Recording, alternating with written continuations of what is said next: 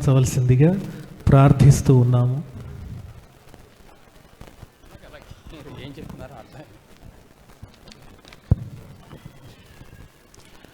సభాయై నమః.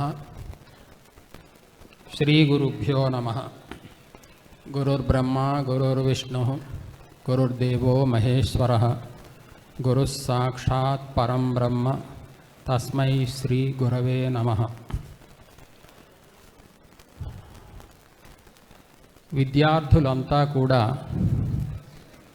పండిత విద్యార్థులు అందరూ కలిసి గురు పూజా మహోత్సవాన్ని నిర్వహిస్తున్నటువంటి ఈ శుభ సందర్భంలో ఆ గురు పూజని స్వీకరిస్తున్నటువంటి బ్రహ్మశ్రీ మార్తి వెంకటరామ శర్మ గారు దంపతులకు ముందుగా నా నమస్కారాలని సమర్పిస్తున్నాను. స్మార్తంలో అద్వితీయమైనటువంటి ప్రతిభని సంపాదించిన వారు శర్మ గారు. స్మార్తము అంటే కర్మకాండ, కర్మ అంటే ధర్మము అని అర్థం. అంటే ధర్మాన్ని మనం ఆచరిస్తున్నాము అంటే వేదవిహితమైన కర్మలని మనం ఆచరించడమే ధర్మాన్ని ఆచరించడము అంటే. మామూలుగా 4 పురుషార్థాలు అని మనం చెప్పుకుంటాం, ధర్మార్థ కామ మోక్షాలు అని. కానీ మన కర్మభూమి మీద 2 పురుషార్థాలు, ధర్మము మోక్షము అని. మహాభాష్యంలో ఒక చోట నాగేశ భట్టు పురుషార్థౌ ద్వౌ ధర్మ మోక్షశ్చ అని చెప్పడం జరిగింది. ధర్మము మోక్షము.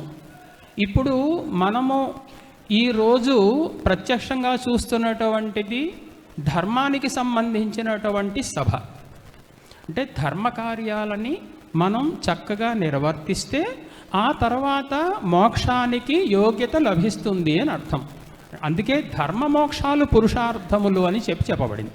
అంటే ధర్మాన్ని మనం చక్కగా నిర్వర్తించాలి. అందుకని ధర్మం అంటే ఏమిటో తెలుసుకోవాలి. ధర్మాన్ని గురించి మనం చక్కగా తెలుసుకుంటే ఆ ధర్మాన్ని ఆచరించి దానివల్ల ఏం కలుగుతుంది అంటే చిత్తశుద్ధి కలుగుతుంది. కర్మల వల్ల మోక్షము లభించదు అని వేదాంత సిద్ధాంతం.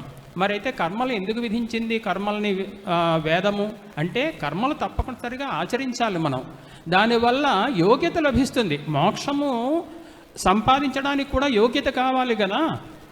ఆ యోగ్యత నిత్యానిత్య వస్తు వివేకము, శమదమాది సాధన సంపత్తి మొదలుగా కలిగినటువంటి ఏ 4 సాధనాలు ఏవైతే ఉన్నాయో అవి లభించాలి అంటే ధర్మాన్ని ఆచరించాలి. ఆ ధర్మానికి సంబంధించినటువంటి గొప్ప సభ ఈరోజు జరుగుతోంది.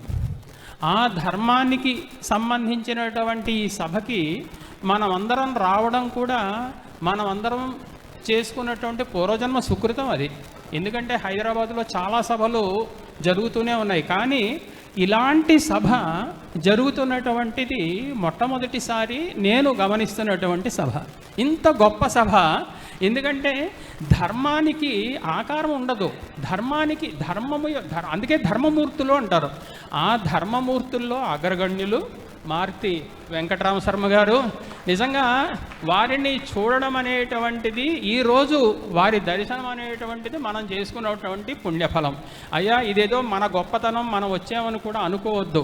ఉపనిషత్తు ఏం చెప్పింది అంటే ఏష ఏవ సాధుకర్మ కారయతి తం యం ఏభ్య లోకేభ్య ఉన్ననీషతే అని చెప్పి, ఆయనే మన చేత మంచి పనులు, మన పూర్వజన్మ సుకృతం మనం చేసుకున్నటువంటి కర్మానుసారం ఆయనే మన చేత మంచి పనులు కూడా చేయిస్తాడు.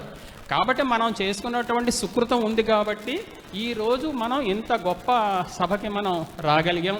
అయ్యా వారిని చూస్తే ఒక్క శ్లోకం, విద్యా దదాతి వినయం వినయాద్యాతి పాత్రతాం పాత్రత్వాత్ ధనమాప్నోతి తతో ధర్మం తతఃసుఖమని.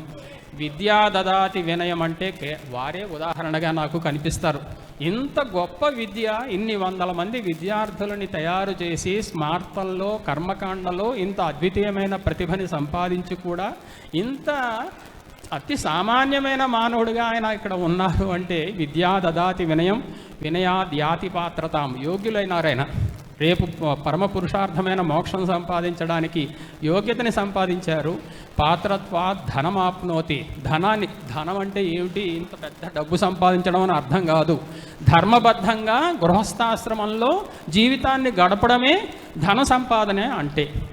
తతో ధర్మం, ఆ ధనం వల్ల ధర్మాచరణ, తతసుఖం. సుఖం అంటే గొప్ప సుఖం, మామూలు సుఖాలు గృహస్థాశ్రమంలో సుఖాలు కాదు. నిశ్రేయసం లాంటి, మోక్షం లాంటి గొప్ప ఫలము ఇవన్నీ సంపాదించగలుగుతాము. అటువంటి ధర్మ సంబంధమైనటువంటి ఈ సభకి నన్ను కూడా పిలవడం, ఒక శాస్త్ర సభని నిర్వహించి ఆ శాస్త్ర సభలో మీరు కూడా రండని పిలవడం, ఇది నా పూర్వజన్మ సుకృతంగా నేను భావిస్తూ మరొకసారి ఆ పుణ్య దంపతులకి నా నమస్కారాలు సమర్పిస్తూ నేను సెలవు తీసుకుంటున్నాను. నమస్కారం.